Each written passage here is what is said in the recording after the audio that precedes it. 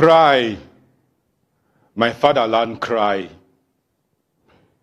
Cry, Ambazonians, cry. We do not have guns. We do not like guns. We don't like war. We don't want war. Cry, my fatherland, cry. Great-grandfather, cry. Cry, my father, me, cry. Cry, brothers, sisters, cry.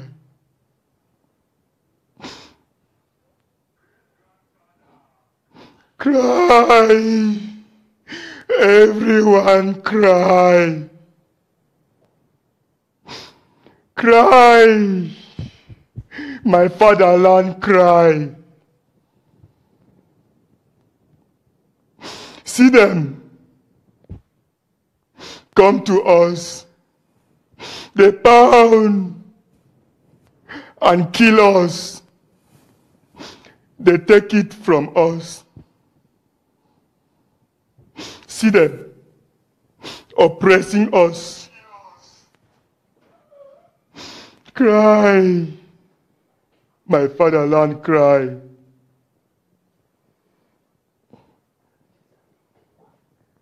Ancestors, tell posterity, what crime did you commit? Let your sin be with you. See them oppressing us. Cry, my fatherland, cry.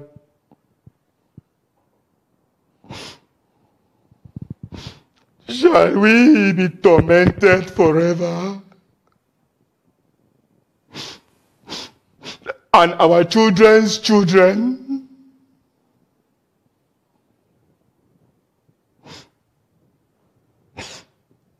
Cry. Ambazonians, cry.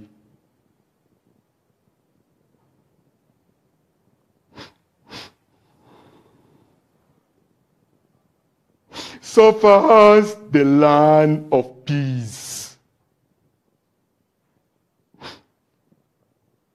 All is aggression. We eat. That is all that is left. You can see. See, we lament. You can see.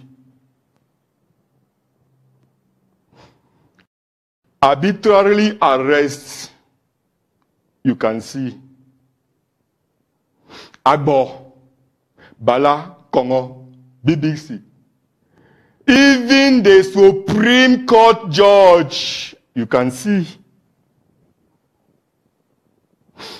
None intend to kill.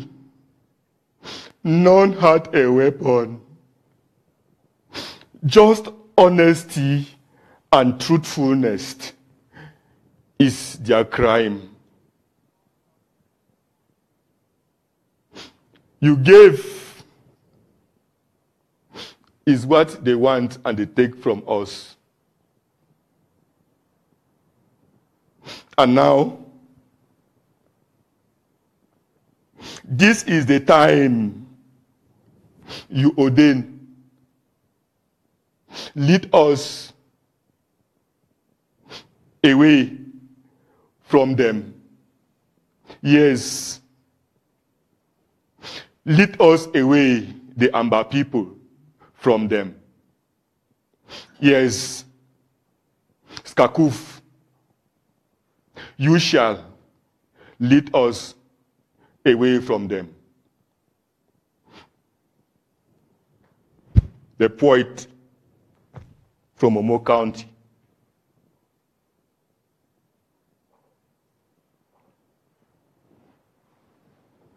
Sacrifice. How was that? Thank you.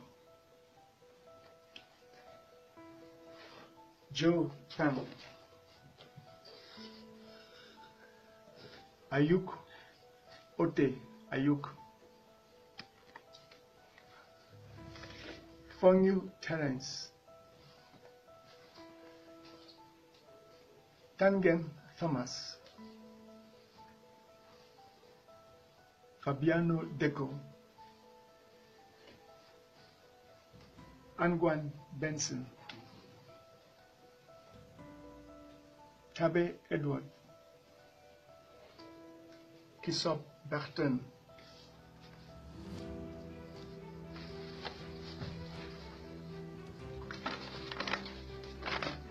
Kechawa Silva. Kuala Malvan. Just please look at our condition of detention in this bunker. This is the worst bunker you can imagine.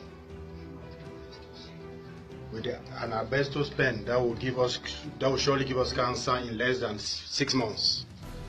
There is no window.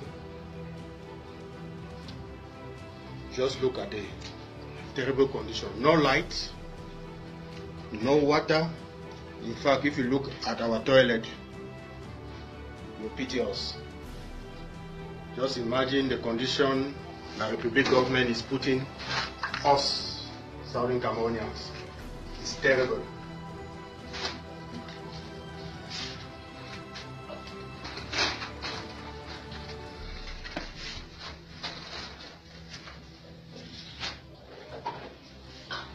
Really look at that one and where we have to ease ourselves. Even animals have more better life.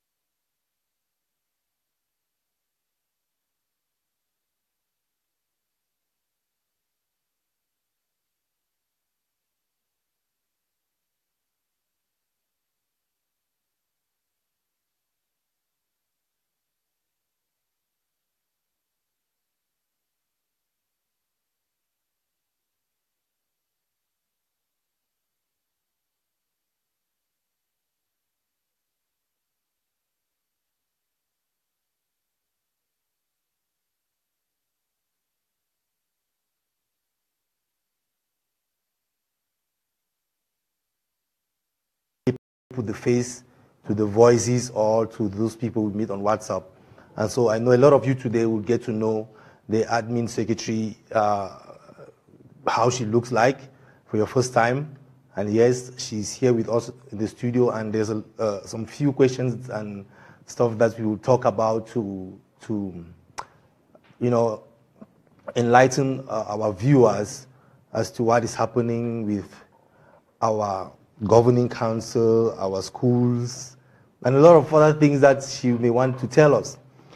So can you just introduce yourself to the viewers, Barrister?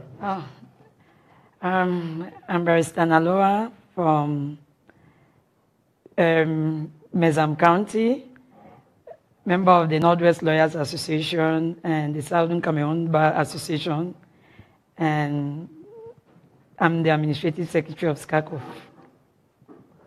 All right. Welcome to our studios. And I forgot again. something else. Okay. And I'm a mother of 2 and single. Oh, and single, you heard that. Maybe there's some guys out there who might want to, anyway, let's proceed.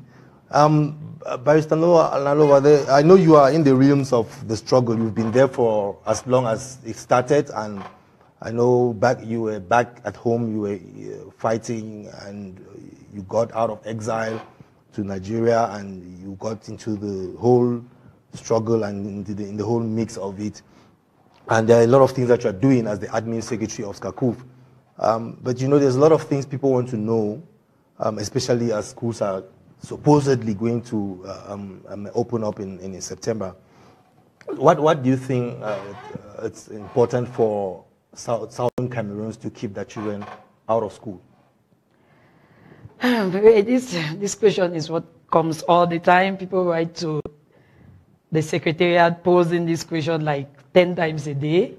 And I think it's reasonable and it's normal that any mother like myself, for example, should keep their kids at home. You see, Bamenda, for example, it's not very safe at the moment. The environment is extremely not conducive. A lot of arrests, like the other day, my cousin was arrested for no just cause, right from his house. Not like he was picked up from the street, it was from his house. Yeah, you wouldn't want to send your child to school, and before you know it, it's 4 p.m. and the child is nowhere to be found, and before they know it, they're calling you from your own, oh, my child is at Kondengi. So I think that they should stay at home. And also, when we started this strike, there were a lot of things that the teachers and the lawyers put to the government, as our grievances. But as we speak, up to now, the government hasn't done anything. Even the few things that they promised to give, they haven't given. They've just written on pieces of papers and they say, oh, the minister has said, there's a decree saying, but nothing has been done. Yeah. Instead, what they keep doing is they arrest us, they rape us, they beat us, and all that. So I think that we should keep keeping our children at home. There is no point sending your child to learn physics in French when you yourself as a mother can't do an assignment in French. It doesn't make sense. For example, my son came back one day from school, and the mathematics he showed me was not something I'd seen before. And when I questioned him, what is this? Why didn't you copy it correctly? And he says to me, oh, mommy, no. The languages our teachers speak sometimes is English and sometimes is some other language I don't understand. Apparently it's French. I don't want to believe that it was Mancon. So... Yeah. Well, I think it's quite clear why we should keep our kids at school, at home, not to go to school this September. But you see, I believe that there are some parents who want to send their kids to school, but then, given the reasons you've just elaborated right now, I think it's but fair that we respect the fact that this school's issue is part of what we as Southern Cameroons are doing to make sure that we have a better future for our kids. But then how do we keep these schools closed? Because I hear every day in the media or on social media, like I hear Sacred Heart is opening on Monday. They're calling Parents Teachers Association on Sunday to come and listen. They've called the teachers to come to school on Saturday for a meeting, and teacher and parents on Sunday. And this is, according to the program, the school will reopen on Monday. So how do we keep the schools closed? Well, actually, it is not you and I to keep the schools closed. It is the responsibility of the parents, now as parents, to keep our children home. The doors of the schools can always be open, but it doesn't mean that the children have to go to school. For example, I will tell you, me sitting here, I want my child to go to school. There is no way a mother will say, I don't want my child to school. But the question is, what type of education do you want this child to have?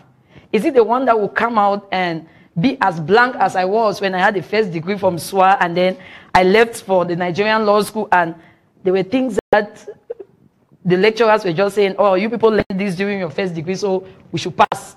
And then people like us were like, wow, where did you people learn this? Is it the type of education we want to give our children? I don't think that is what both of us want. So I think that it should be the responsibility of our parents.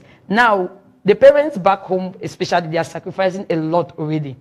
I can testify to that because I've been there with them. I've been in their ghost towns 1 day, 2 days, 3 days. Now, but I think that what we can do is that those of us that out here that are leading the struggle, we should be able to give them something that will give them hope, something that will make them to understand that maybe 1 year, 2 years, when the education system is back, it will be something that will be different. Now, right now, we have the education board that has been set up by the governing council. They are working tirelessly to make sure that our children get the best education once schools resume. And believe me, when when schools will resume, the system that we will have, even Nigeria, even Ghana, let's not go to Europe and America, they want to copy from us. That is what we want. We want our children to be able to say, I'm comparing with those in Japan. You understand? Not saying that, oh, no, this education system, you know, people that are studying the Francophone system are better than Anglophone. No, we don't want that. We want to go international. That is what we are fighting for. Wow.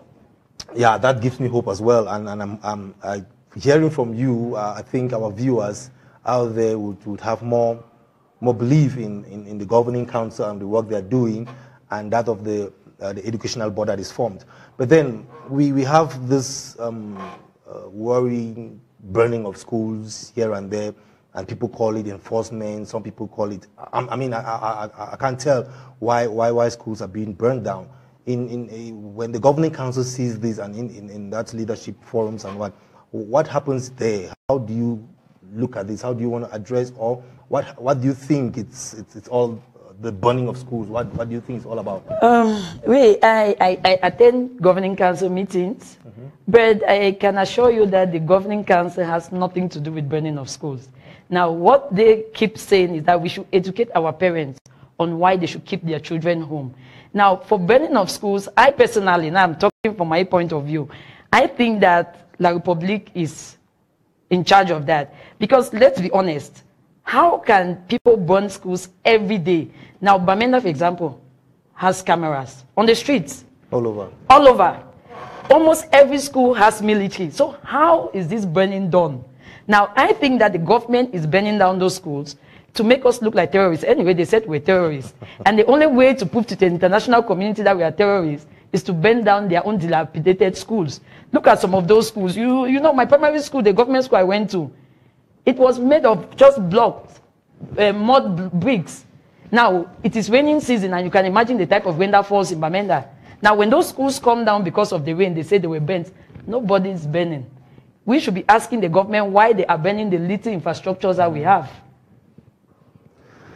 Yeah, you've all heard it. La République is burning the schools, and it's horrible, because it's like giving a dog a bad name, you know, to punish it. So that's basically what they want to do to us. Exactly. They want to because they call us terrorists, they're trying to, you know, enact terrorist activity so they can now say we are terrorists. That's what you're telling us. Exactly. And I also have another concern. I'm thinking that, you know, when people see that when somebody sees that this other person is going, because the Republic already knows that we are going. Yeah. Now, what they want to do is to make sure that when we finally leave, a lot of work to do. Because building those schools that they are burning right now is not going to be an easy task. But actually, for me, I don't mind if they want to burn. It's okay, they can keep burning, as long as we are focused. Because what I think we should be doing now is we should be looking at the goal in front of us. The greater good. Exactly. All right. Now, we've heard about the struggle. The struggle has evolved from a lot of things in the past 8 or 10 months. And looking at where it is right now, would you say that we've united forces to achieve our goals, or do we still have to do some work in that department to? Are you asking me that are we united? Well, I think that's what I'm saying. And then you should ask straight now. I mean, because we have SCACUF, and SCACUF is a united front. Of course. And I would want to think that we have organizations under SCACUF, and exactly. They should be united for us to take this struggle to another level. So you are in the leadership, so probably you tell us, like I'm saying. Actually, I know that we are united. Now, I think that every house has its own problems. I'm sure you're married, and I'm sure even in your house you have a problem with your wife. Don't you? Maybe. No, don't say maybe. Let's be very honest. Now, I think that a home that doesn't have problem, then there is a problem in that home. You are right, you are Meaning right. that there are two imbeciles living together. No, you are right. Now, but in this situation, we have leaders that are professors, are doctors, are barristers. You should be able to have disagreements. Now, those disagreements we all learn from. Now, don't mistake our disagreements for disunity. No, we are not divided. We are united. Now, people out there keep asking these questions. Oh, no, the leaders in the struggle are not united. It is just because I think people want, we are so used to the BR regime that when BR says this thing must be here, everybody says, okay, no problem. And that is why we are still backward. Now, in the leadership council, if a leader says, I want this thing here, and the others can say, oh no, I think that this thing should not be here. It should be this way. Now, it makes the struggle move forward. So there's democracy in there. Oh no, trust me. It is one hell of a democracy. So any challenges though? Like I said, every house has its problems. Every house has its challenges. But I think that the greatest challenge that the leadership council is facing right now is not that disunity. I think that their major problem now is they need everybody to fall behind them. They need everybody to listen to them because apparently some people are not yet listening. You understand? And like you're saying that we have to go and we enforce school boycotts. No, I don't think that's what I told you. I don't think we have to do that. If the leadership council says no schools, I think that people should just say, oh, our leaders have spoken, so that's what happens. Now, if they say ghost towns, I think the people should say, oh, our leaders have said this, and that should be enough. If everybody is able to do that, you will discover that the struggle is moving in the right path. So it should be the responsibility of Southern Cameroonians. It should be our responsibility, not that of the leadership council. It's part of the civil disobedience, is that what you're saying? Exactly. Now, talking about civil disobedience, we're looking at the ghost towns. Are the ghost towns effective? And if they are effective, why is it effective? And if they are not, what do we do to make them effective? Like I said, the ghost towns are effective, at least to maybe 95%. We don't expect it to be 100%. Nothing is always 100%. Now, for the 5% that is left, I think that what they need now is sensitization. You know, a lot of people have seen this struggle before.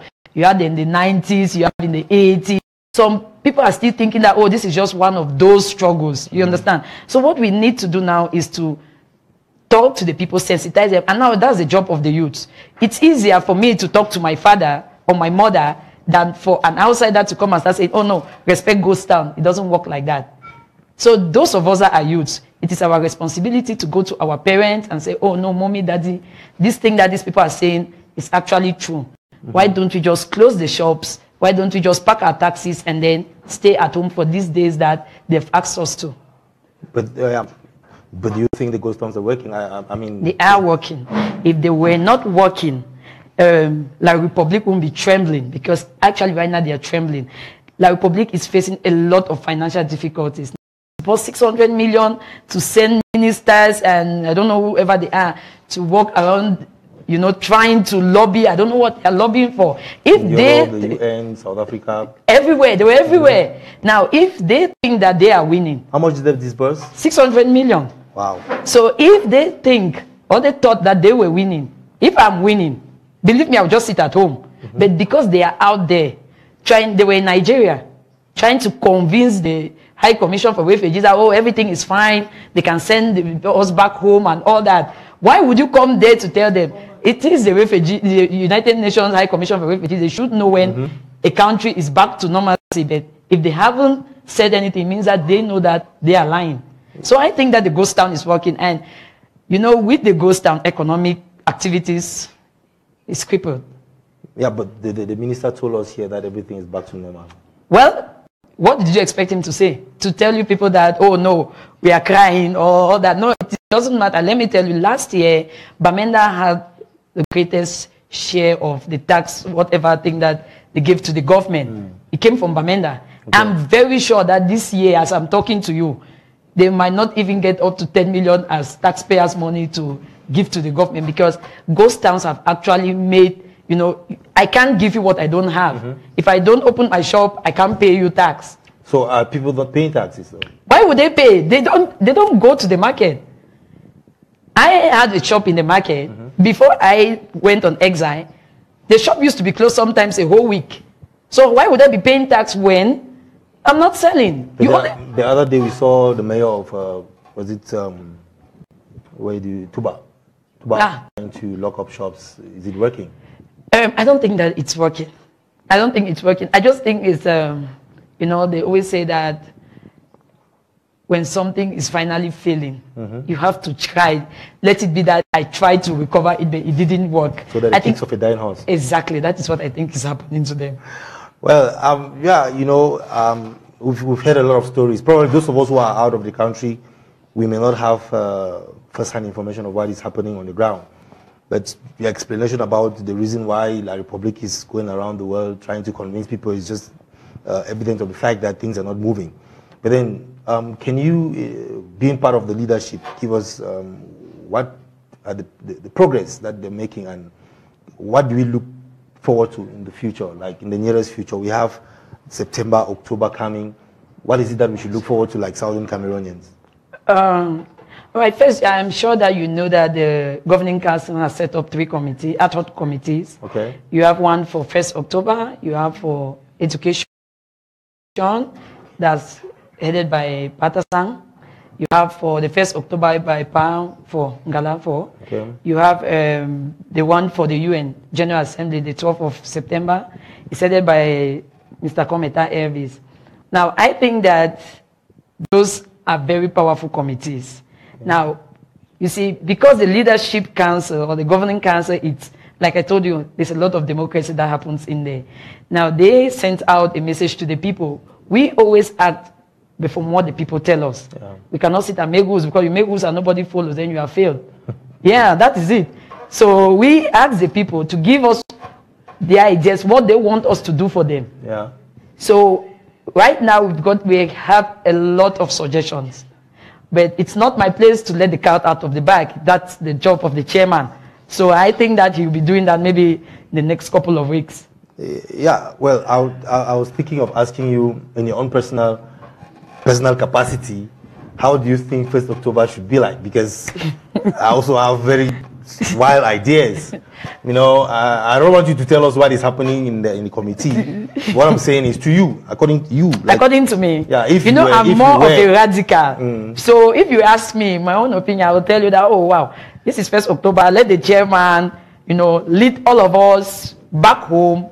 Everybody, because I get a lot of complaints. Oh, people are sitting in America and giving us orders. Yeah, the chairman should call everybody back home. Maybe we assemble somewhere, and then we go back home, and then, you know, do the declaration. Even if they have to kill all of us, I'm very sure they will not kill all of us, because on the 8th of December they didn't kill everybody. So I'm very sure and even if they have to kill some of us, I don't mind dying, but it's going to help the cause. So what you're saying is that we should just pay our flights and go home on the 1st. Exactly, that is what I'm talking about. Because I don't see the reason why you are seated here, because I'm sure after this, you are going home to meet your wife and children. Meanwhile, after this, I return to Nigeria, I start moving from house to house, looking for a place to sleep. So what I think is, all of us should go back home, and then we fight the battle there. That is the day that we are all supposed to be fighting. Well, diaspora, as you've heard, she wants everybody in the diaspora to pack their bags and go home on the 1st of October and fight. I hope that we are hearing this and we are prepared, because we have to make that day happen. Isn't that right? Exactly. All right. Oh, that's my point. I'm saying that that's your point of view. That's my point of view. And I'm just relaying it to Ambazonians in the diaspora to start thinking about it, because I've been thinking about it. I've been wondering how. So what's your own idea? I think I should be home. If my leader is going home, I should be there with him. Oh, that's it. Yeah, so. And I'm very sure that our chairman, trust me, is the best choice Southern Cameroonians ever made. So guys, if our chairman is going home for the 1st of October, pack your bags, book your flights. We're landing in Tico. Are we landing in Tico? No, that is the Bamenda. We'll do the Bamenda and the Tico, because, you know, there's a Liberty Square at City Chemist. They have the Bongo Square. Oh, yeah. Yeah. So the problem is, since we have 2 of them, we have to look for, you know, So those who cannot go to Boya should get to Bamenda. should get to Bamenda. Yes. Will they allow our flights to land though? They will. Why won't they? All right, guys. I mean, I'm excited. I want all of you in the diaspora to be excited. We have to go home and declare our independence and take back our land. Well, we've touched quite a lot of stuff that I wanted to ask you, but coming to you, Barrister Noliwa, you know, sometimes it's a tough road, this struggle, especially to women. As a woman being in this struggle, and honestly, we've not seen women coming out like some of you have. You know, what do you think is the problem, and how we get more women involved? Well, I think that the problem begins with you sitting right here with me, because I was in South Africa in June, and I don't remember seeing your wife. She was there. I introduced her to you. No, I didn't see her. Now, wait, listen. I introduced her to you. You were sitting right next to me. I don't remember you introducing your wife to me. Now, what is happening is, you say, oh, madam, you sit at home and let me go for this meeting. We have this Skakuf meeting. You stay at home. Now, how do you want her to be in the struggle when you just ask her to stay at home? Or you tell her, oh, no, the kids are still very young. I'm sure many of you have forgotten that my daughter, I left her, she was 6 months old when I left her. But then I didn't stop fighting. Now, when you tell your wife that, no, stay at home, before I come back, you should cook for me. So how does she get to participate in the struggle? So who cooks now? The issue is, you people have to divide the work in a way that by the time that is, if they say the Skakuf meeting is at 5 p.m., both of you should be holding your hands and leaving the house. Who takes care of the kids? Well, you have to do. We have kids in Ambazonia, don't we? Yeah, but then, don't you think it's fair? You want to ask the lawyers, I'm sure, Barrister Andang, for example, you want to ask him how many times I came for a meeting in his office with my daughter. So we should carry our kids. You have to. That is what they call sacrifice. You will not be asking people back home to go on ghost towns, and you can't take your child to a meeting abroad. How possible is that? Viewers, you can hear all the guys who are keeping their wives at home and their girlfriends. It's time you take them to the meetings, take the kids to the meetings. I mean, we have to group the new Ambazonians. Is that what you're saying? Exactly. For example, my son knows everything about the struggle.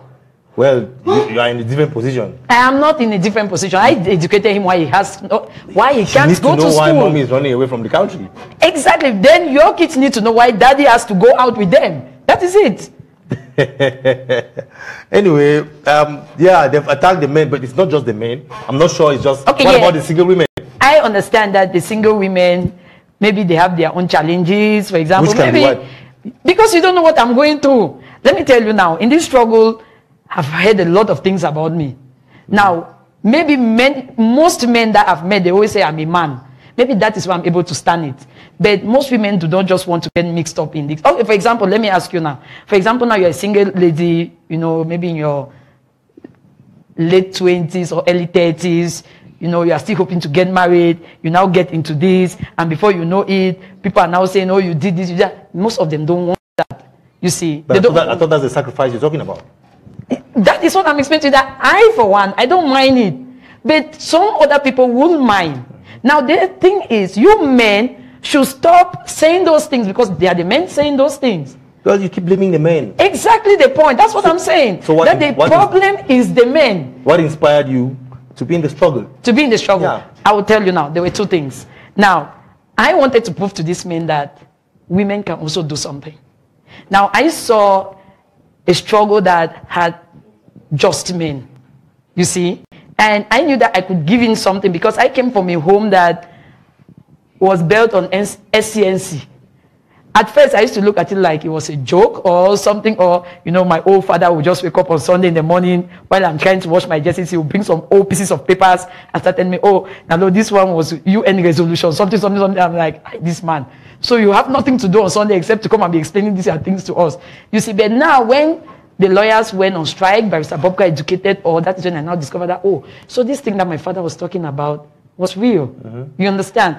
Then my children, you know, I might not be very intelligent in school, but I think I'm intelligent in the head, you know, when I say in the head. And, you know, my children might not end up being like me. It's not every lawyer that is like me. There are lawyers that have been in practice for 10 years. Maybe they are not still me. You understand? Yeah, I want my children to be better. You see, when I look at them, when they smile, especially my daughter, I know that she thinks that one day she's going to be something. For example, I want my daughter to be a medical doctor. She will never be a medical doctor in Cameroon, except I have money to bribe. That's for sure. Even if she cares, she should have 20 A's at the advanced level, just as I'm seeing 21 subjects in the ordinary level. You see, she might have 21 A's, but she will just end up being nothing. You understand? And my son, I want him to be a pilot. How does he be a pilot in a country that the mother cannot even make money? Which school is he going to go to? And how will he even learn to be a pilot when what they are teaching him in school is opposite from what an actual pilot is supposed to know? So your kids actually inspired you to be part of Of course they did. And that's why I'm fighting to the end, because I know very well that if we don't get this to the end, now I remain in exile, maybe I start life all over. How do I take care of the kids? When those things keep ringing in my mind, I'm forced to fight no matter what happens. Wow. So viewers, you hear from Barrister Noliwa, our admin secretary. She's telling the women to look at their children, think about their futures, and get involved in the struggle, right? Exactly. So I hope that after this interview, we'll have more women participating in the struggle, going out there and doing great things and becoming part of leadership, and not why not the chairman of the governing council. I mean, these days, the world is ruled by women. We have the chancellor in Germany. We have the prime minister in the UK. We almost had a president in the United States, a woman. We have a tough woman in that woman as well. So yeah, women are actually doing great things out there, and Amba women should pick from that and try to do greater things as well. Yeah, we're going to be going for a short break. Are we going to open the lines though? Because I may not have asked the kind of questions that you would have loved Barrister Noliwa to answer. So some of you out there would want to ask her and get her to answer the questions. And before we go on break, we heard that Paul Bivondo is somewhere in there's a hotel somewhere in Abu Dhabi or where he is, and we hear that the number people have called the hotel and they found out that he's actually there. Yeah, but when we come back from break and we put the number for the studio, I'm going to also ask our technical guys to put the number of that hotel, and you call and tell them to send Paul out of that place to go back to Cameroon and let our people go. We want him there. He needs to go back to La République, sit there and get this thing sorted. So we'll put that number out there.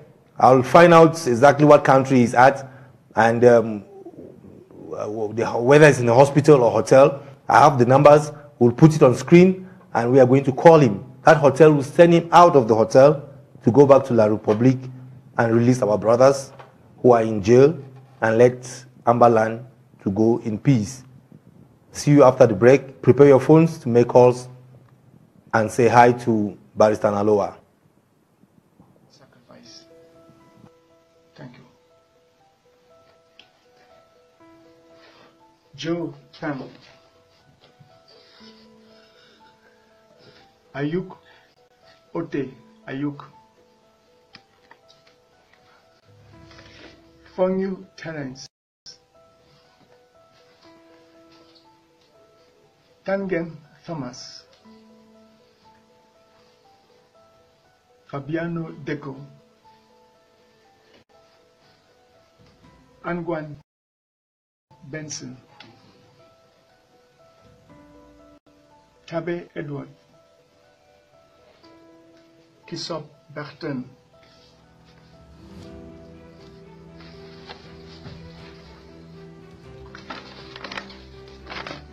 Kechawa Silva.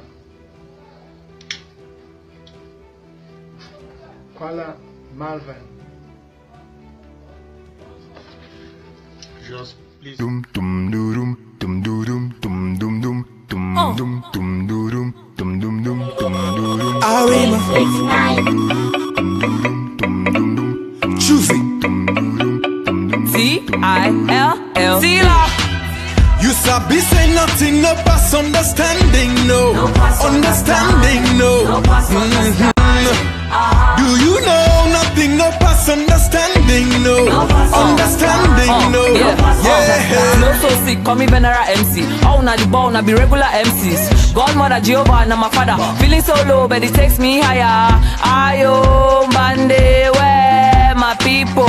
Monkey the walk, bamboo the chop, I say, my sister. Je bois pas l'eau par mes narines. Je bois pas l'eau par mes narines. Je mixe le bif comme la farine. Après, je mets ça au feu comme le beignet. And not you know past understanding. Understand me, I go understand you. If you wish me well, I go wish you double. Wish me bad, I no go wish you trouble. You sabi say nothing, no past understanding, no understanding, no. Do you know nothing, no past understanding, no understanding, no. Yeah. Very well, muyama. Yeah, yeah, very well, muyata. Oh, oh, oh, oh. Very well, mama, oh, yeah, yeah. Very well, baba, oh, oh, oh, You sabi say nothing, no past understanding, no understanding, no. Do you know nothing, no past understanding, no understanding, no. Yeah. My people, the Bible says, if you bring a gift to the altar, and you remember say, you get problem with your brother, put that gift for down, go fix up. One time ends up for the Messiah. One time. 2 times give it up for me empire. 2 times. Fix my bomb, you face and fire. Holy Ghost, Babylon backfire. Fire, boom. 1 time ends up for the Messiah. 2 times give it up for me empire. Beat my bomb, me face admire. Holy Ghost, Babylon backfire. You sabi say nothing, no past understanding, no understanding, no. Do you know nothing, no past understanding, no understanding, no. Yeah. Break it down. Dum dum dum dum dum dum dum dum dum dum dum.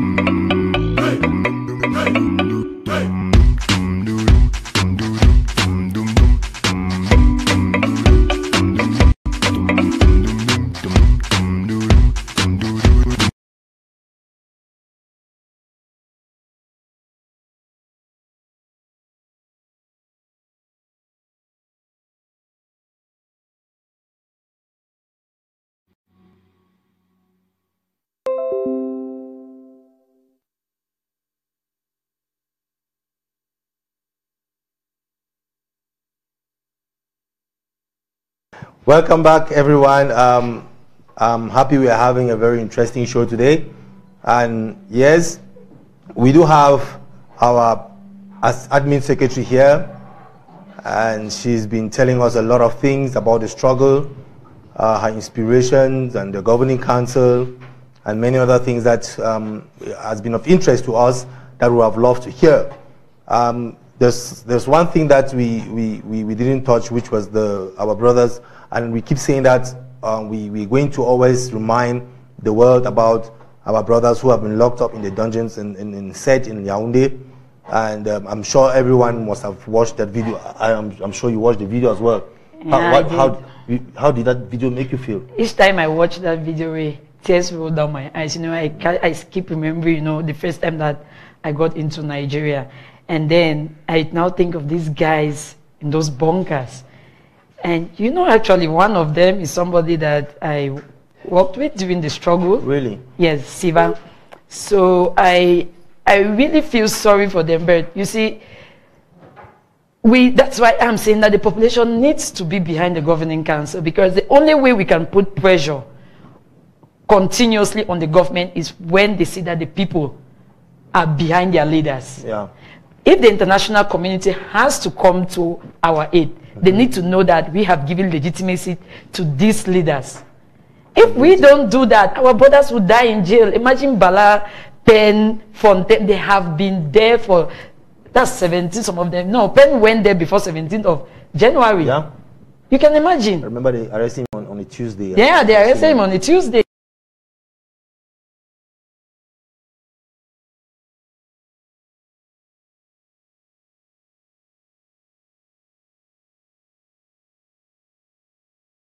why we cannot allow can't. Our children to go back to school. Because if yours goes to school, what about those that are in jail? Yeah. There are a lot of students in jail. And teachers too. And teachers. So, by the way, who is going to teach those that are supposed to go to school? What about the teachers who are on exile? That is it. And Patasan subject, who was supposed to go and teach? Yeah, Patasan subject, who is going to teach his Yeah, because I was hoping that La Republic was going to look for a replacement. But from what I heard about Patasan, they said he's an excellent teacher.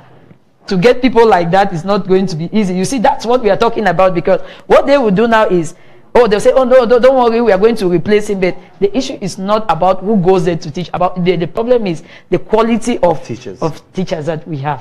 No, I agree with you completely. And because of that, the people in the bunker, what we call it dungeons, we have decided that no matter what, we can only move forward in this struggle and we can't retreat. Are there some points in your life when you thought that we should rather stop this and go back to our lives of slavery? A lot of times. Trust me, a lot of times. I was back home, I wasn't really suffering. I wasn't very rich. But the suffering that I've seen since January that I went on exile, believe me, there are some times that I cry.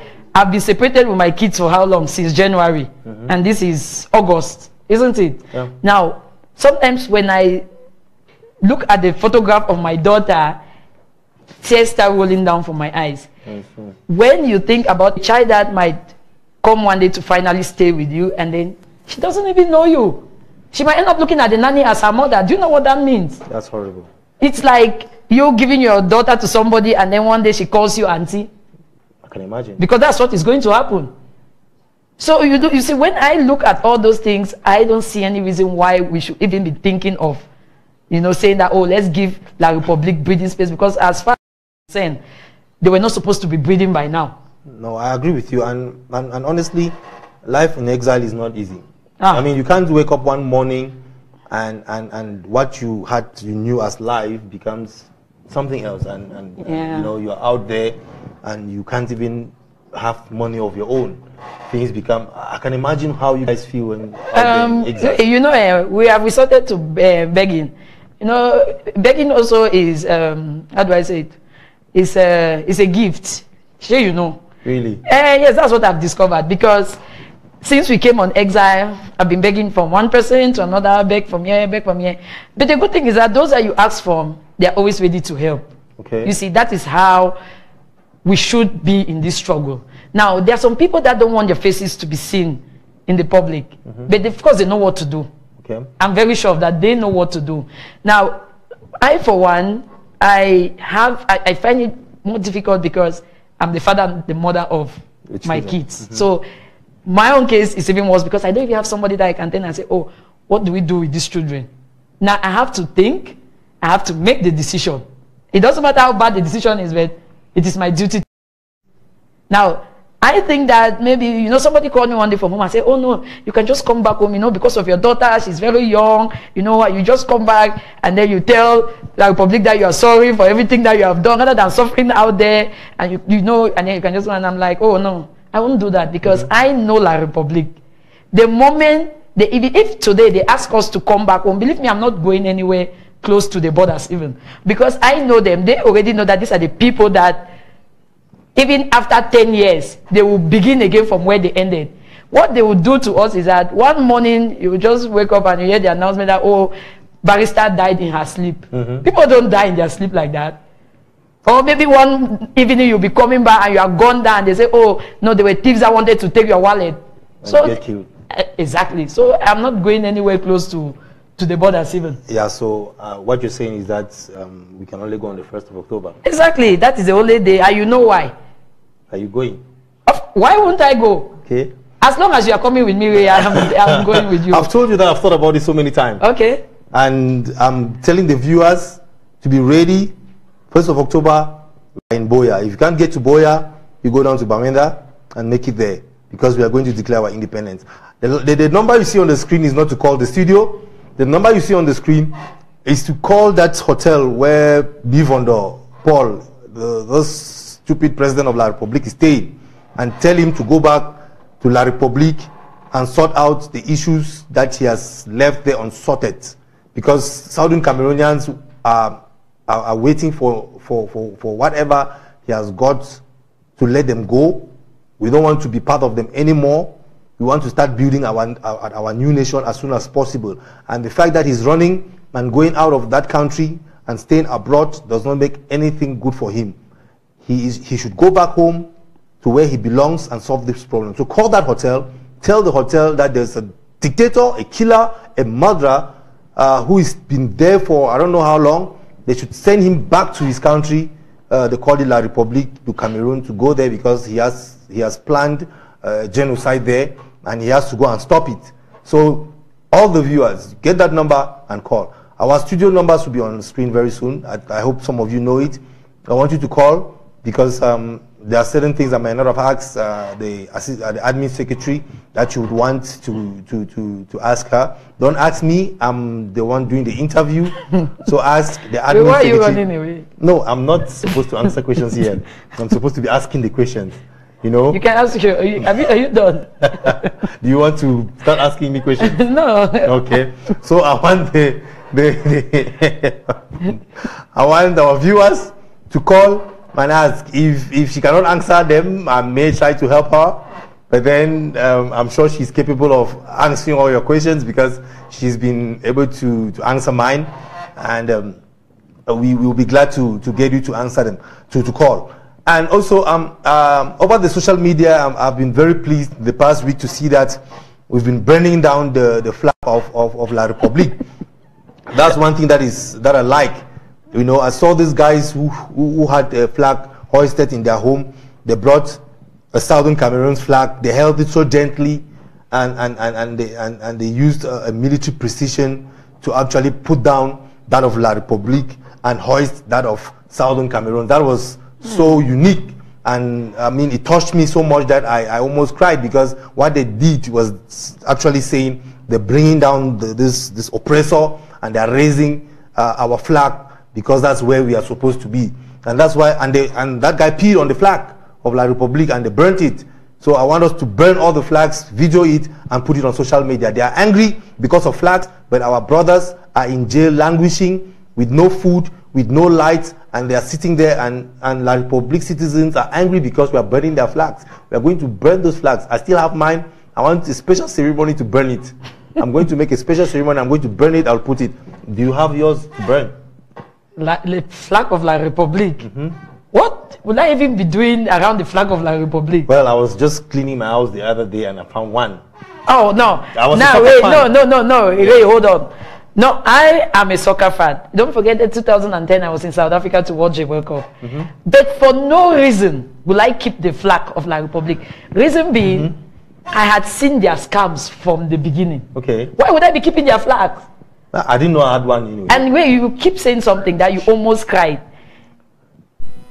Hello? Hello, caller. Welcome to Ambas 360.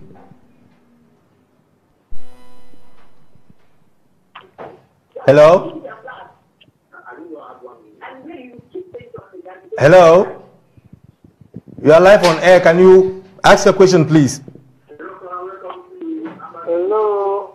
Yes, welcome. Good evening. Good evening, sir. Yeah, good evening. Yeah. Do you have a question for our admin secretary? Oh, he has gone off. Yeah, what were you saying? Okay, wait. I noticed that. All right, we have another caller. Hello, caller. Welcome to Ambas 360.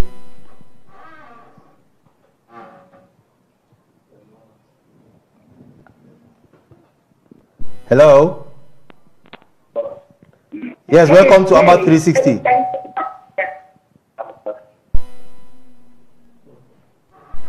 I don't know what's happening with the lines. Maybe the lines, you've come to the studio today and the lines are refusing to go through. But anyway, I think that the lines just think they have answered everything. All right, we have a caller. Hello, welcome to Ambas 360. Hello? Yes. Hello? Yes. Yes, we can hear you. Hello? Hello? Yeah, what I want to say is that it's not talking about Hello? not sending kids to school. So let's not talk about school again. Hello, can you speak loudly so we can hear you?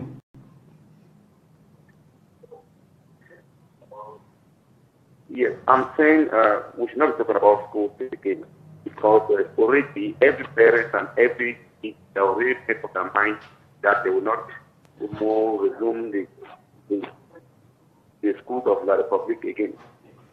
We are ready for our schools here January to resume.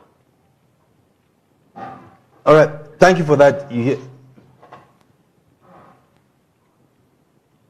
Yeah, he's basically saying that every parent knows that we shouldn't talk about that anymore. Is it true that every parent knows that we can't? There are no schools in. I think that majority of the parents know that they're not supposed to, but like I said, there's always a 5% left, and it is a 5% we want to make sure that join the 95%. 100%. Yeah, we.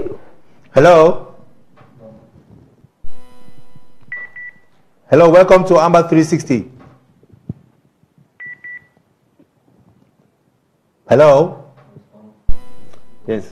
Yeah, so what I'm saying is, what I'm trying to say is, we cannot just sit back and say, oh no, let's not talk about school resumption and all that because parents are saying that they will keep their children. No, we can't say that because we know that there are some parents that will still want to do it. Now, but because we can't force them to do it, that's why we keep telling them the reason, assuring them that if they keep their kids in the house, they will get something better out of it. Okay. All right, we have another caller. Hello, welcome to Ambas 360. Hello. Yeah, welcome. We can hear you clearly. Hello. Yes, hello. Do you have a question for Barrister Noliwa? Yes. I want to ask a question to Noliwa, the lawyer. Yes. I believe she's a lawyer and hello. Yes, we can hear you. Go ahead. Hello. You are getting me? Yeah. I want to ask a question to Barrister Noliwa. Okay. Now, the Republic says they are a state of law, and what law do they have to sit on certain Cameroonians? What law do they have? We have no legal bindings with the Republic. What law do they use now to hold us hostage? They who are out there, they have asked the international community, what explanation can the international community say that they are leaving us to suffer under La Republic? What binds us with La Republic? Can she explain that to us? Because we have said that there's no legal binding with La Republic, there's no document anywhere, there's nothing.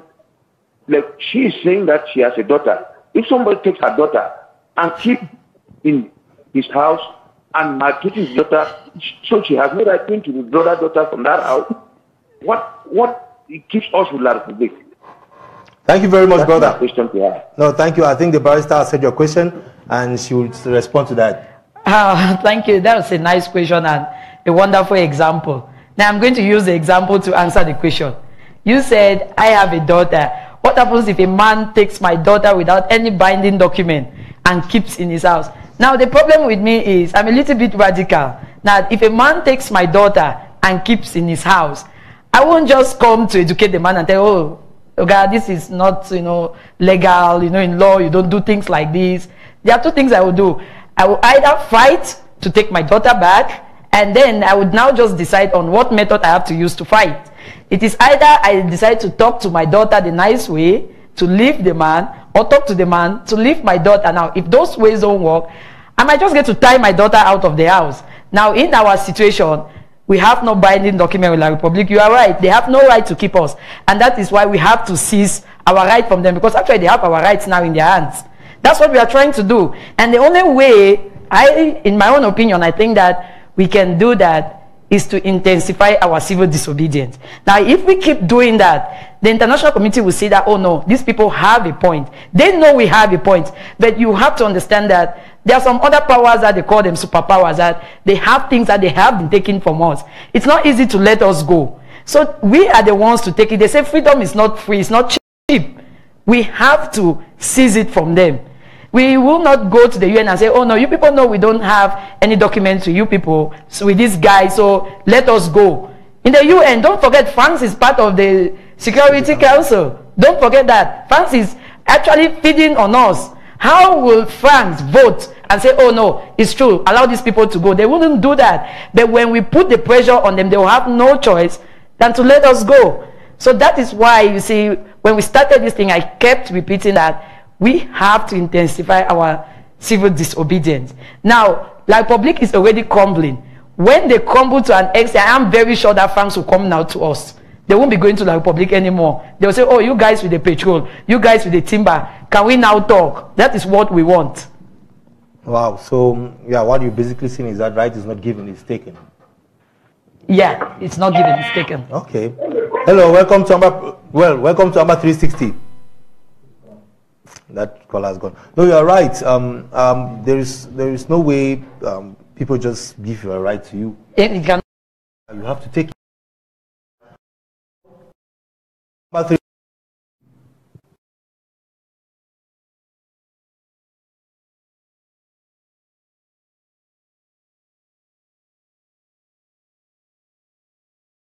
Welcome to Amba 360. Hello. Hello? Yes, we can hear you. Do you have a question for Barrister Noliwa? Hello? Hello? Yes, we can hear you. Go ahead. Hello? Yes, go ahead. We can hear you.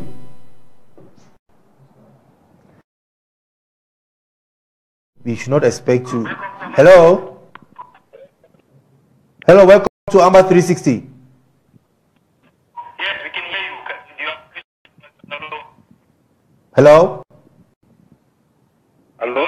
Yeah, we can hear you. Go ahead. Go ahead.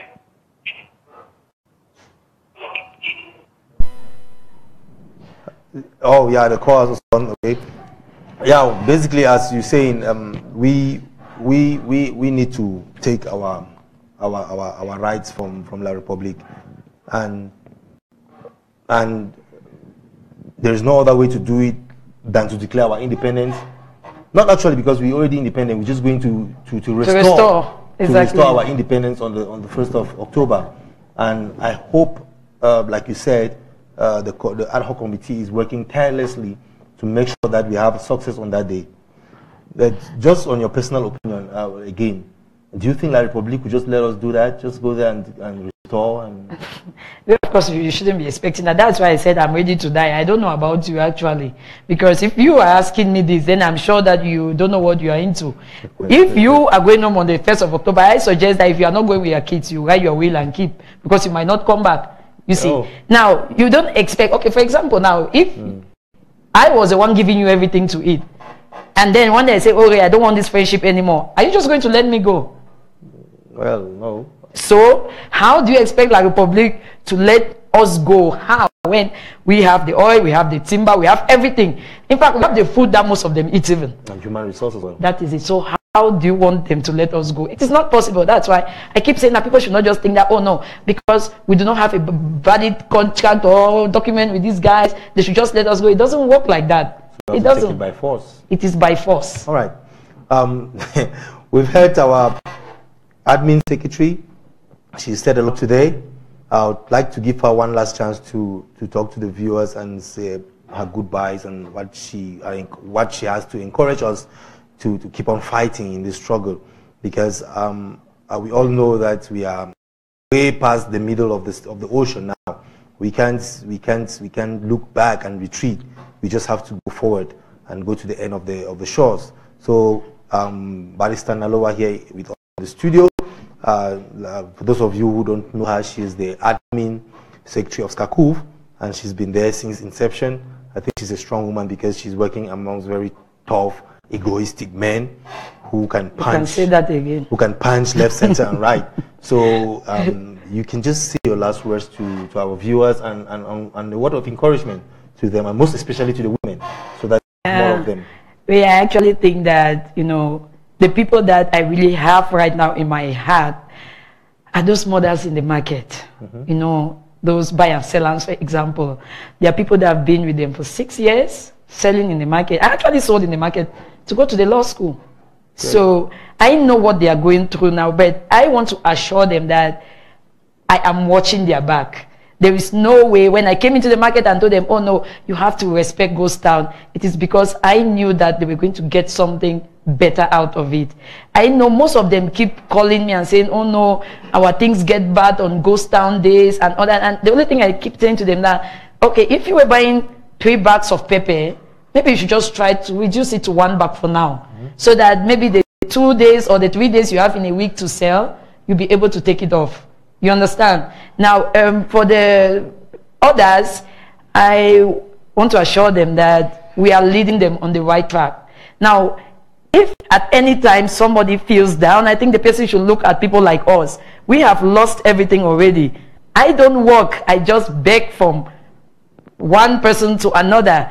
But I don't still feel bad about it. In fact, I don't feel ashamed about it because I know I'm doing it for my people. So what I think is we all should gather as one man. We should speak with one voice so that our journey will be shorter for all of us. And I want to thank everybody that is actually watching me right now. And I thank Ray also for inviting me to his program. Oh, thank you very much, Barrister Noliwa. It's been a great show. And we want to thank all those who have been watching, those who have been watching on satellite back at home, and those who have been watching on Facebook. I've seen the great comments. Some of them very laughable and yeah. Wait, actually, they were laughing at you. Really? I think so. Well, I'll have to go back and watch them and see what people are saying. Maybe you've spoiled my show. I don't know. Maybe you fixed it. I don't know. I think Ray, I always used to see you used to bully everybody.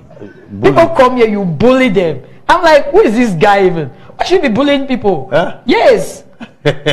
No, I bully Paul alone. I don't bully people. I bully Paul. Everybody, even on number perspective, you sometimes threaten to bully your partner. You mean yes, I don't know, but Derek fights with me all the time, so okay. That's an opportunity for me to. But from the comments I'm seeing, it looks like you bully everybody. Well, if someone crosses my line, I bully them. Oh, well, we have to bully our way. I guess you just crossed my line today. Well, I have to bully my way into Southern Cameroon, and I hope everybody bullies their way through.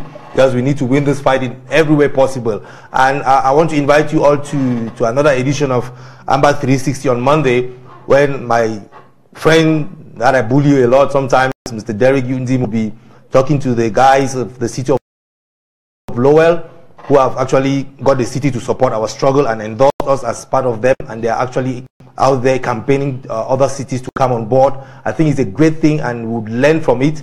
And so that we go from city to city. If we can capture Johannesburg, and some people capture Brussels, and some other people capture Hamburg in Germany, and before long we will capture every big city in the world, and they will be supporting our cause. They will take our cause to their leaders, and subsequently the whole world would know what we are going through and will support us. And maybe France will be able to come to the table and dine with us and let us go. So thank you very much for coming, Barrister, and I hope that your stay here in Johannesburg will be fruitful and you will enjoy it, and well, go back safely. Thank you very much. Just as since I came here, even to give me lunch here, I haven't had from you. I've been busy. Don't you see? No, I don't think you've been busy. I just think you think that because I'm on exile, I shouldn't have lunch in a restaurant. That is it. So it's not like you've been busy. Anyway, thank you for the program. Okay, anyway, we'll go out and have supper anyway. So fine. Thank you very much for coming and watching. Let's look forward to the program with Derek on Monday with our brother in Mr. F.R.A. in the city of Lowell, who will tell us how they did it. So keep that a date on Monday. I think it will be 7 p.m. Amber time. We'll send posters out there. And yeah, thank you very much for watching, and goodbye. Sacrifice. Thank you. Joe Tam. Ayuk Ote Ayuk. Fonyu Terence. Tangen Thomas. Fabiano Deco. Angwan Benson. Tabe Edward. Kisop Bertin,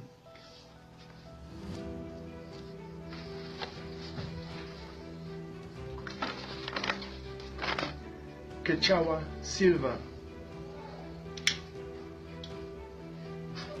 Kuala Malvern, Just please look at our condition of detention in this bunker. This is the worst bunker you can imagine. With an asbestos pen that will surely give us cancer in less than 6 months. There is no window. Just look at the terrible condition. No light, no water. In fact, if you look at our toilet, you pity us. Just imagine the condition the Republic government is putting us, Southern Cameroonians. It's terrible.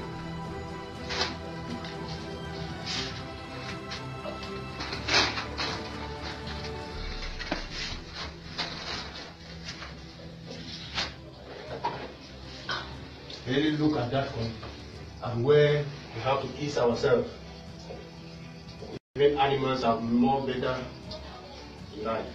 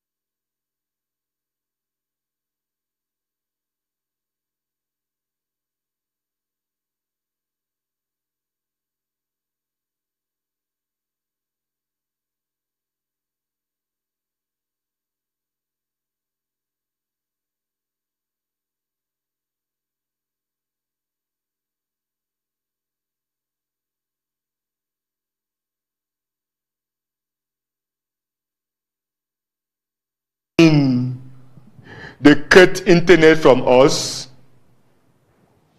yet you sit quiet and say nothing at all.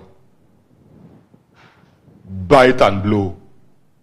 Hypocrites. Where is the solidarity?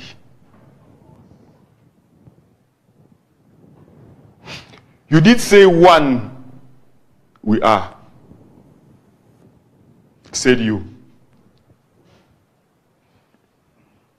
As to sow, to drain all we have,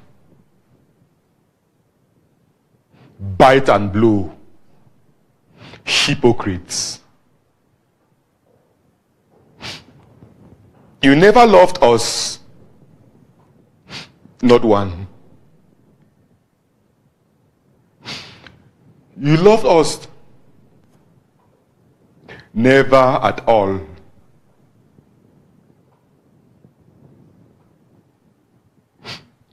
Two, we are very divisible.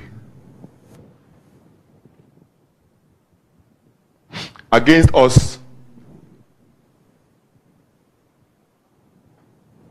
you have lived.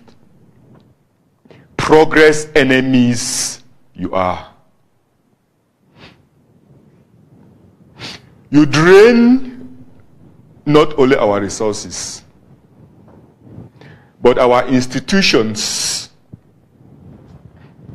You drain. You drain not only our institutions,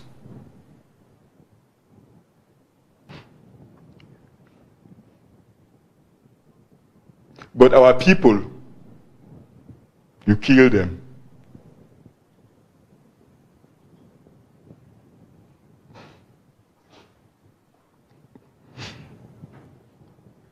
You drain not only our institutions, you drain also our resources. Bite and blow. Must I recall your evil on us? Your currency. No English word in our currency. Our currencies you demolished. Bite and blow. Hypocrites.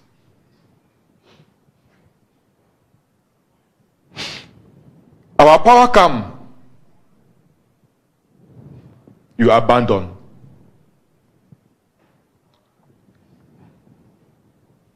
Our Cameroon banks that you demolished. Our produce marketing board with impunity you abolished. Bite and blow. Hypocrites.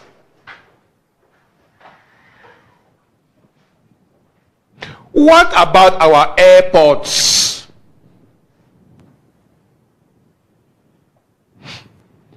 Where are all our airports? Our public work department, you rendered dysfunctional. Bite and blow. Hypocrites.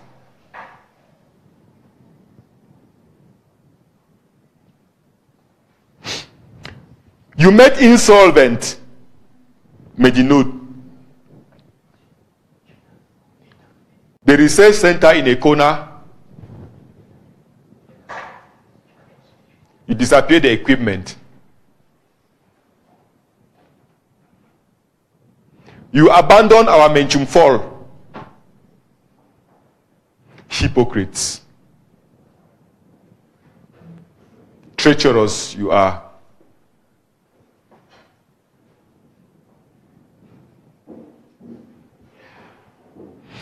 Envious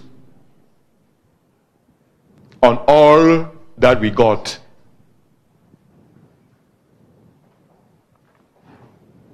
Our oil, our gas, our petroleum, our timber, our tea, our oil palms, our bananas, our lakes, our rivers, our medicinal plants, our waterfalls, our seashores, Ambazonian, so rich you are, not by force, but by divine grace.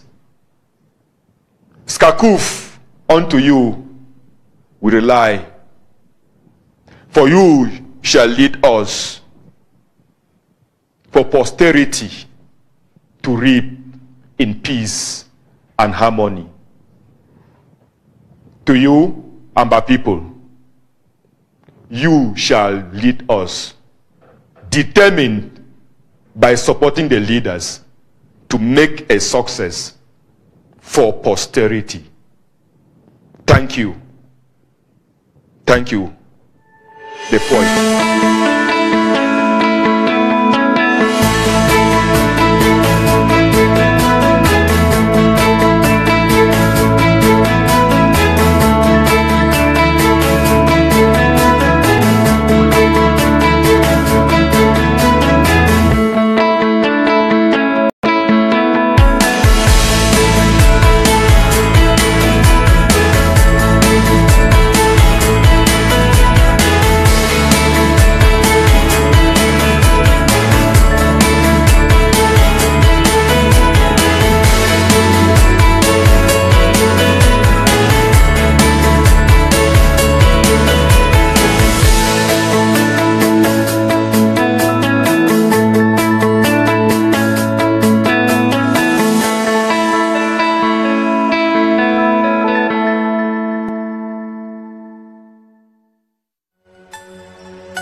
Blue Nation, baby. Stay with me, oh. No leave me, no leave me, oh. I love this beat, it's crazy. One It's Music Lab Productions. Under the when you weather, call me, I go come all in live. On the sun, when you weather, call me, I go run all in live. Anything for you, oh. All I see is you, oh. See them lock out there. Say our love no go stay. Baby, now them go fail. Cause baby, you don't know. Say you did in my mind. I guess you never know. They are deeper play for you. See baby, you don't know. Say I truly love you. I'm not teasing you. I could follow you.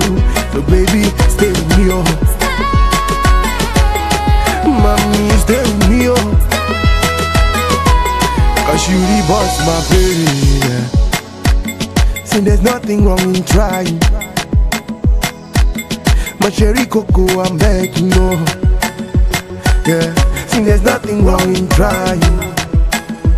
Hey, my cherry cocoa, I'm begging, no. Hey, girl, I see fire in your eyes. Try, and then I start to realize, oh, say that you are blessing in disguise. You know what I'm searching. Cause baby, you don't know. Say you did my mind. I guess you never know. They are deeper play for you. See baby, you don't know. Say I truly love you. I'm not teasing you. I go deep, follow you. So baby, stay with me, oh. Mommy, stay with me, oh. Stay with me, oh. Cause you the boss, my baby. See, there's nothing wrong in trying. My cherry cocoa, I'm begging, no. Yeah, see, there's nothing wrong in trying. Yeah, my cherry cocoa, I'm begging, no. See, stay with me, oh. Yeah, no leave me, oh, no leave me, oh. Yeah, stay with me, oh. I love this beat, it's crazy. It's Music Lab Cause baby, you don't know. Say you did my mind. I guess you never know. They are deeper play for you. See baby, you don't know. Say I truly love you. I'm not teasing you. I could follow you. So baby, stay with me, oh. Mommy, stay with me, oh. Cause you the boss, my baby. See, there's nothing wrong in trying. My cherry cocoa, I'm begging, no. Yeah, see, there's nothing wrong in trying. Hey, my cherry cocoa, I'm begging, no.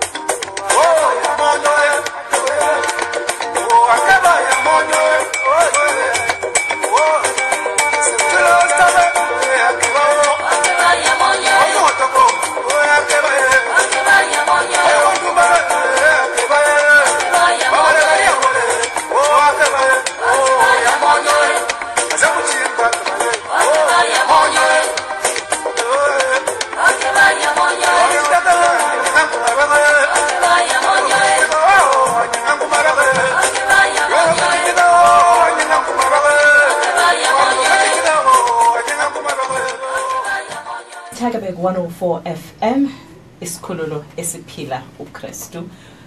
Our slogan says, we live Christ, because we believe in Christ, who is the source of life for everything, and who gives us wisdom, who gives us strength, who is the hope of glory for us. In the studio with me today, I've got Sisiku Ayuk-Tabe. I hope I'm pronouncing it correctly. And we are going to have a very interesting conversation. I am looking forward to learn so much from him today. It's a pity he's not going to be in South Africa for a long time. I'm hearing that he's on a world tour. Okay, let me allow him to greet.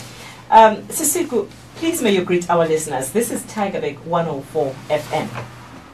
Good morning, listeners. My name is Sisiku Ayuk-Tabe. I come from the British Southern Cameroons. We now call it Ambazonia. I'm the chairman of the governing council of the Southern Cameroons. And I've come to South Africa. I've been in Johannesburg for a couple of days, and it gives me great pleasure to be in Cape Town. So why British? Okay. I think the South Africans will understand our issue very well, because we're coming from the same place. Because having seen what you have gone through with the apartheid, we're going through about the same thing in Cameroon, except that in your case, your oppressor was a white man, and in our own case, the oppressor is a black man, black on black. But it's the same thing. Okay. So I think the South Africans will understand our cry very easily. But let me just draw a small historical perspective. Okay. So during the First World War, before the First World War, you had the Germans in Cameroon. And during the First World War, you had the Belgian, the French, and the British troops that came in to fight against the Germans. And so when the Germans were pushed out, it became the story of the colonization of Africa. Sure. And they had to divide Africa into nations. Now, 3 European forces had come into Cameroon, but because of the size of the nation, or whatever their international politics, they decided to divide the country into 2. And they gave a bigger portion, about 80% of that country, to France, in what France called it the Republic of Cameroon. And they took a small stretch of it from north to south and handed it to Britain, which became the British Cameroons. The British took their part because they already had Nigeria to the west, and they added it to Nigeria. Okay.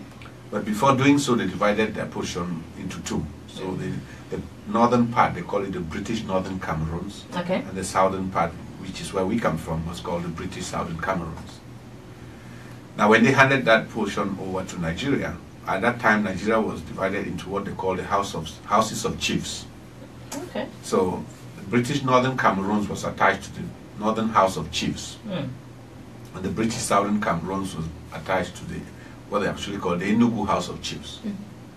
Now, this was 1919.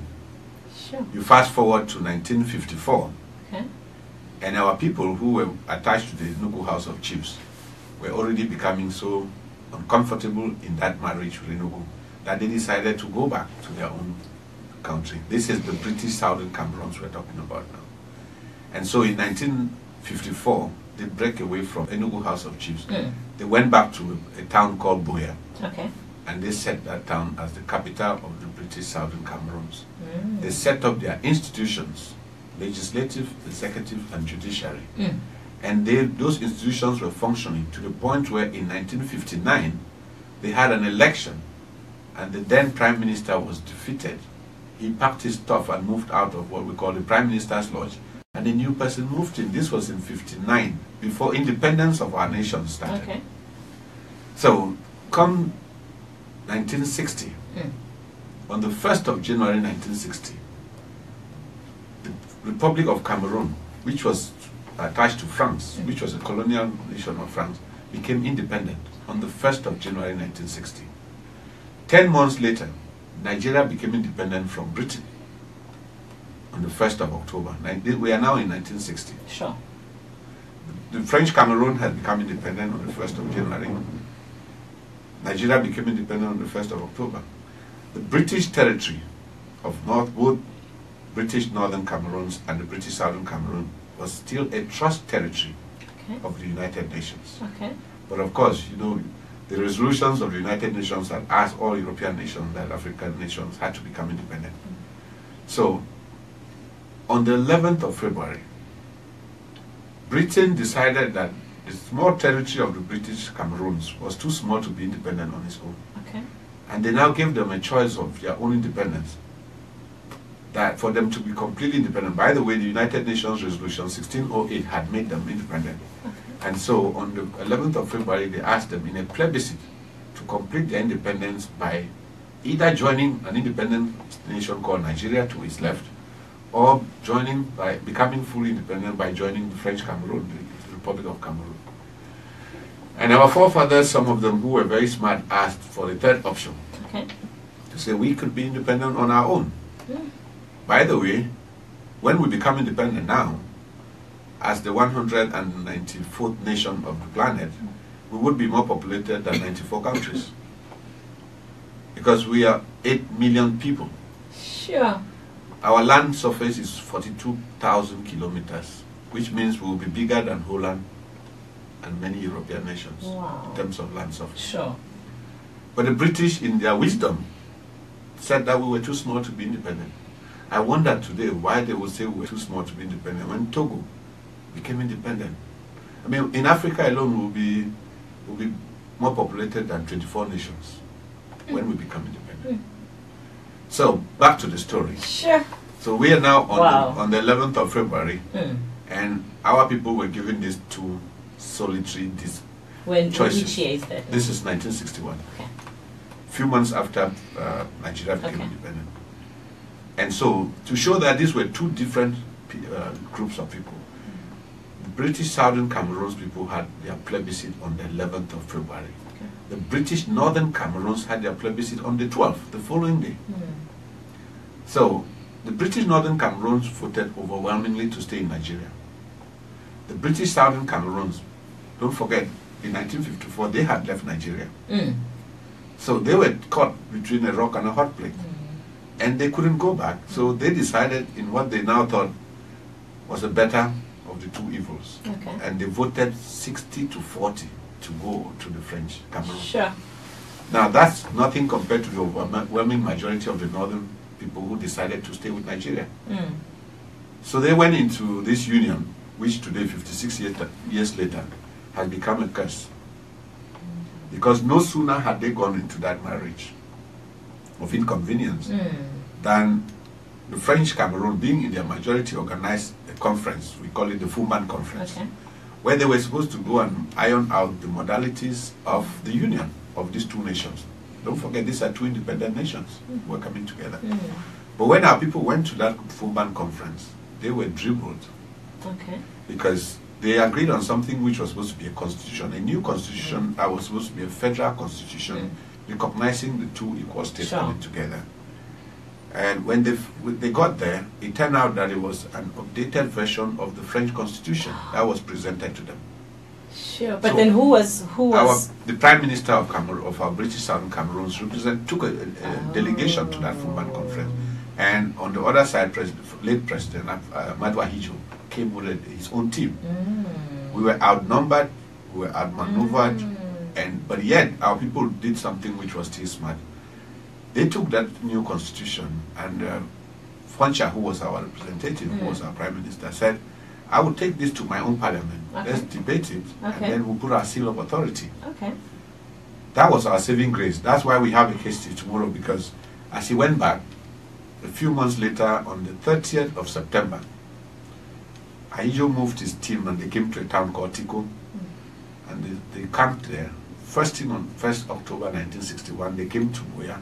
They brought down the British flag and they hoisted the flag of the Republic of Cameroon. And they claimed on that day that we had become independent by forming what they then called the Federal Republic of Cameroon. There was no input from our people because they had not come back with their own resolution, whether or not they accepted the union. But now, as of the 1st of October, we became supposedly a Federal Republic of Cameroon.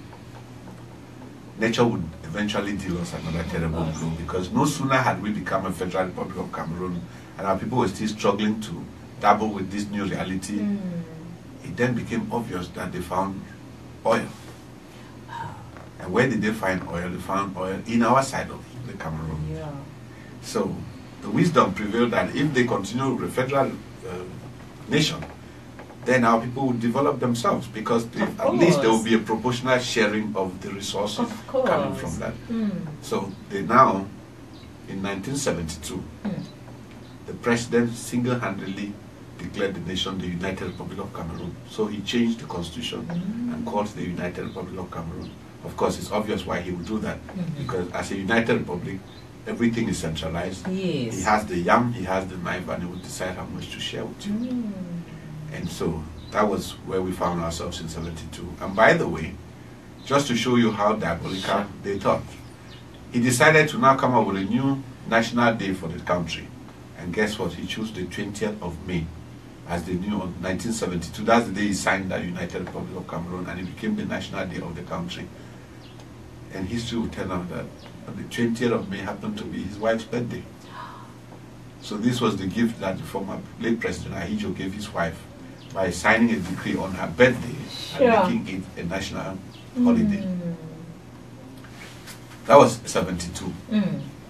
82, something drastic happened. Ahidjo now left power, and we got a new commander-in-chief, 1982. So from 82 to today, we had President Paul Biya rise to the podium. So 82 to today is 35 years. He's been president for 35 years and counting. He came in 82, and by 1984, he started changing the constitution.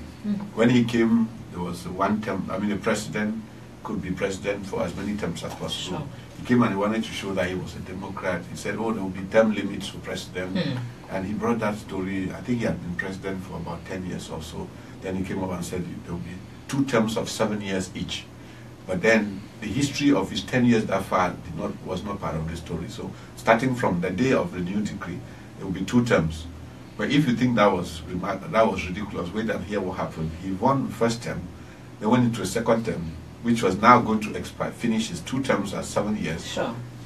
And just before the end of those 7 years, he came up with another system, and people rallied and said, sorry, that idea of 2 terms was not a good thing, so remove it. And now the constitution now leaves him to be president for life. That's why he's been president for 35 years and counting.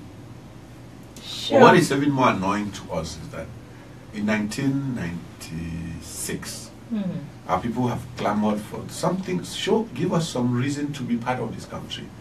He signed a decree for what he then called decentralization, that at least some of the powers should leave the central authority and go down to the states. That was 1996, 21 years later today. That decentralization is still in paper. There is very little authority that has gone down to the state. Just to give you an idea, the president, once elected, he appoints the prime minister and head of government. That head of government position is supposed to mean that the prime minister should propose some people to become ministers, to be in his cabinet. But we have a ridiculous story one day when he appointed a prime minister, and as newsmen were rushing to the man's house to talk to him and get his first feelings as being prime minister, this gentleman was still doing his first interview and said, well, I thank the president for having confidence in me. I'm going to propose a list of people for him to consider. While this gentleman was making that radio, it was a TV or radio interview, I can't remember, but while he was doing that, the national news cut off, and they said, on the proposals of the prime minister and head of government, the following people have been appointed ministers. No ways. I'm serious. No ways. So what it means is, he appoints the prime minister, he appoints all the ministers, and that's why the prime minister has no authority. Sometimes when they want to please us, the prime minister will be one of us, but you're just a puppet, because all the decisions, the ministers know that you're a minister like them. So that's number one. All the governors in our country are appointed by the president. The people who report to the governors in Cameroon are called the senior divisional officers. Those people are appointed by the president. The people who report to the senior divisional officers are called the district officers. Those are appointed by the president. So we have one superhuman being in this place who takes all the decisions. Now when we moved over to the Southern Cameroon to join this union, we came with our British cultures, we came with our British systems, particularly the educational system and the legal system. Now, it's worth noting that the French practice what they call the civil law system, and the British practice the common law system. it is very fundamentally opposed, because in the civil law system it says you are guilty except you can prove yourself innocent. The common law, on the contrary, says you are innocent until the state can prove you guilty.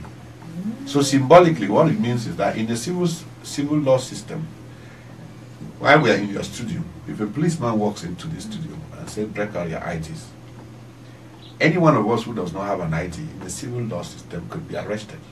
And that person has to find a way to bring his ID to identify himself. Okay. In the common law system, it's the complete opposite. If one of us does not have an ID and says, listen, I didn't know there were only, I left it at home, the system has to take you to your house and help you to find your ID. And if you can't find your ID, then you become guilty. So you see, these things are fundamentally very different. So when our people go to court, they want to practice the common law system. But over the last 56 years, we found ourselves in a situation where most of the magistrates who judge in our courts now are civil law magistrates. And so our lawyers are finding difficulties having to defend their clients in a court where the magistrate is a civil law trained magistrate. By the way, to become a magistrate in a common law system, you finish law school, you study law, you go into law school, you come and you practice law, and your calling to the bench is like you become a senior advocate. That's when you become a magistrate in the common law system. That's not the case in the civil law. In the civil law, you go to university, you study law. When you finish your first degree, you apply to go to the school of magistracy. So you go to a school, study for 2 years, and you become a magistrate. How about that? No experience. Now you're talking. So the thing is so different. Our lawyers in October 2016, they were becoming fed up with it. They couldn't act in court as lawyers in a common law setting. And they realized that it's because most of the state councils and the magistrates were French. So they now complained to the government and said, it would help us to continue practicing our law if you just move the magistrates away from our courts. They had written letters, many years. I'm just trying to summarize. But in October, the lawyers said they were going to go out on a strike. They dressed in their wigs and their gowns. And they went out on a protest march. A march, peaceful, non-violent protest by lawyers in their wigs and gowns. They marched, and when they finished that march, the first day, they got into the city center, and the president of the Bar Association was thanking people and saying, listen, we have marched, we hope that the government has heard our story. Out of nowhere, the government's forces descended onto the lawyers. And as we speak, some of them, their wigs and their gowns are still in the police cells and the gendarmerie offices. 1 month later, the teachers decided to go on strike because we have ended up in a system where you have people who are French-speaking teachers coming into our secondary schools to teach our children chemistry and biology. And those people don't understand English. Now, when I was a child, we went to secondary school, and our French teachers, the French-speaking teachers who were in our schools, were teaching us French as a language. Everybody who taught me from geography to chemistry, they were English-speaking teachers. But the system has been so diluted now that the only people who are qualified to teach, most of them are French-speaking people.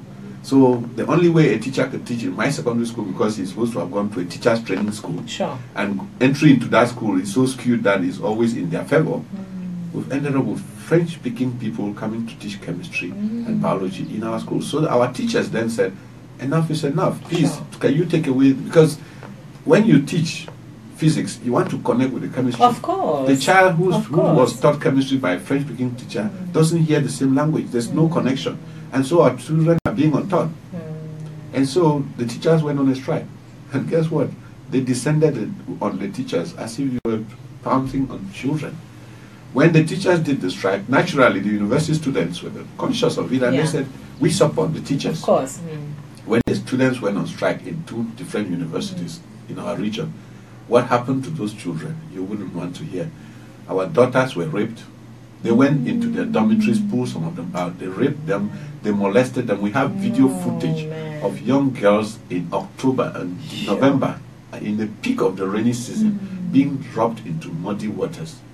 Now think about it for a moment. If that's your daughter, and she could actually be on her menses, and they're rolling her on sewage water, with total disregard for what our people have gone through. That was then the beginning of our crisis. As we speak, the educational year 2016-2017, our children have no report cards. Because when that happened, our teachers said, okay, like the lawyers had called up and said they will not go to court until something is done. Yeah. The teachers also said they too will not go back to school until something is done. Sure. And the parents said, well, if what you are saying about the quality of education is correct, then we would not even send our children to school. So our parents pulled their children out of school from November last year till this moment that we are speaking. Okay, I hear the incidents that led up to people saying, you know what, enough is enough. But I mean, what do you think the strength, the zeal, the strength to sustain this, I don't want to call it a defiance, but you know, the fact that you feel this is it, this is enough. What contributed to this strength, to this courage rather, to stand up and say, that's it? I said it yesterday in a speech I made, and I said you cannot lead a people, you can't rule a people without their consent. Okay. Our people have reached a stage where they don't know how. Okay. And I like the fact that you're like a religious channel when you spoke. Sure. And we believe strongly that the good Lord is going to show us a way. But you know, injustice can only prevail for so long. There comes a time when God will say enough is enough. True. And we have reached that stage. True. Thomas Jefferson said that when injustice becomes law, then resistance becomes a duty. Our people have felt that. As a matter of fact, one of our eminent members of the House of Assembly spoke, and he quoted this very strongly in the House of Assembly, and he said, we now begin to think that enough is enough. And so what some of us are doing now, which is showing resistance. Yeah. Although if you go to Cameroon, the government would rather try to give us names like terrorists and extremists. Of course. They have a right to their decision. But we are people who have almost been radicalized by the injustice that we feel. Since this happened, so because we pull our children out of school at the end of the first semester, now it became a talk of war. Would schools resume in the second term or not? And the resumption date was the 9th of January. Instead of the government trying to appease these civil society organizations that were protesting, the government sent out their ministers to come to our region and encourage the chiefs and the subjects to say, listen, schools must start on the 9th of January. Now, the lawyers and the teachers had got together and formed what they call a consortium, and other civil society organizations that joined them, and they formed what they call a consortium. So the consortium issued a pronouncement that schools will not start on the 9th of January. And so we waited for that date, and then they said, the best way we would keep schools not to start is we'll declare what we call ghost towns. Now a ghost town is you wake up in the morning and you just stay at home. So the town will be a ghost because there will be nobody. There will be no one. And the reason for the justification for a ghost town, in contrast for a protest, is that when you protest, like the lawyers did, your wigs and your gowns get taken, you get beaten, you get molested. But if you stay in your house, lock your door, sit. As a matter of fact, the prescription was that on the 9th, if you're a Christian, you take your Bible, you sing your song, hymns with your children at home and pray. If you're a Muslim, do the same, take your Quran. So it was a religious battle. The government undermined us as expected. And guess what happened on the 9th? The ghosts came to town and the streets, city centers were quiet. They now got up on the 10th, on Tuesday, realized that they had been embarrassed, and they called for a dialogue on the consortium. We all felt that it was a good thing. By the way, in the protest of the university students, 41 students had been arrested and taken to Yaoundé. So the members of the consortium said, we are not going to sit at the table to have any discussions until you bring back the 41 children. That was on Tuesday. On Wednesday, we are now on the 10th of January. On Wednesday, the 11th, they said they were showing good faith, and they released 20 of those children. And the people were saying, what about the other 21? The government said the consortium leaders were showing bad faith. They have started showing good faith, so they should go to the negotiations. And when they finish the negotiation, they would bring out the other children. I'll fast track that one quickly. They would never bring those children because they don't have the 41 children to bring. Rumor had it at the time that 5 of those children had been killed. And because they didn't have the 21 children to bring, they have kept them till this moment that we speak. But I'll go back to the story again. So the teachers went for the negotiations on the Thursday. Thursday, Friday, and by the close of Friday, it became obvious that all they wanted was for the teachers to sign and lift the ban of school resumption, so that on the 16th, which was 1 week after the Monday the 9th, schools will start. on Saturday. Now, they finished the negotiations on Friday evening, and they told the consortium to sign, lifting the school ban. And they said no. Number one, the 21 children have not come. And number two, we just finished negotiations. At least we should go back and report. We are members of a consortium, so we are representatives of a people. We should go and talk to them. That same evening, the leader of the delegation from the government declared that the negotiations had ended, disrupted, and that they have concluded that the teachers, the consortium, had not shown good faith. So early in the morning on Saturday, the consortium now said, well, since the leader from the government side has cancelled every discussion with her, we are now calling the ghost towns on the 16th to continue. Okay. And not only should they continue, but as a matter of fact, we are now saying that it should be Monday and Tuesday. The ghost towns should be 2 days a week instead of 1 day. So you can imagine the wait from that Saturday till Monday.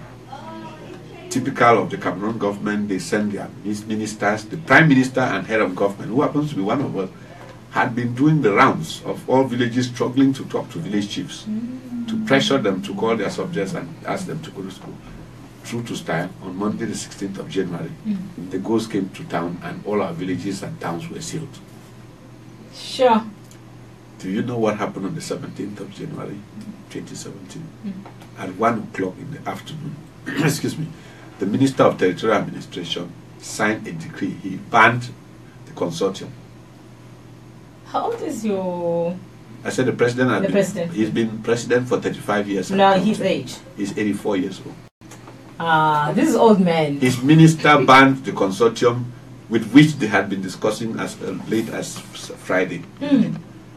That was at 1 o'clock, and by 5 o'clock in the evening, the leaders of that consortium were arrested. They started the arrest of the leaders.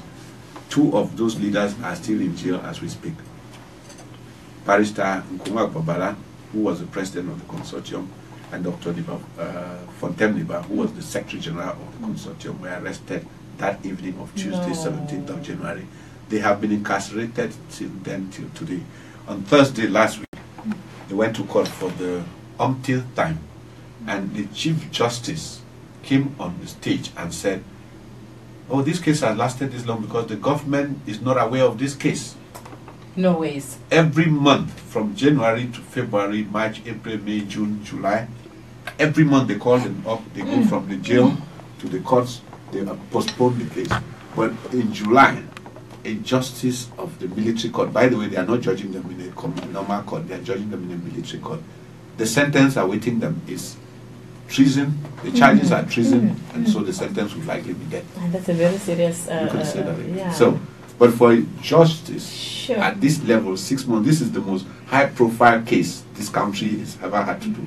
The international media, the barrister, who he is the president or vice president of the African Bar Association, and you've locked him. There have been calls from the African Union and all the international organizations have been calling for their release.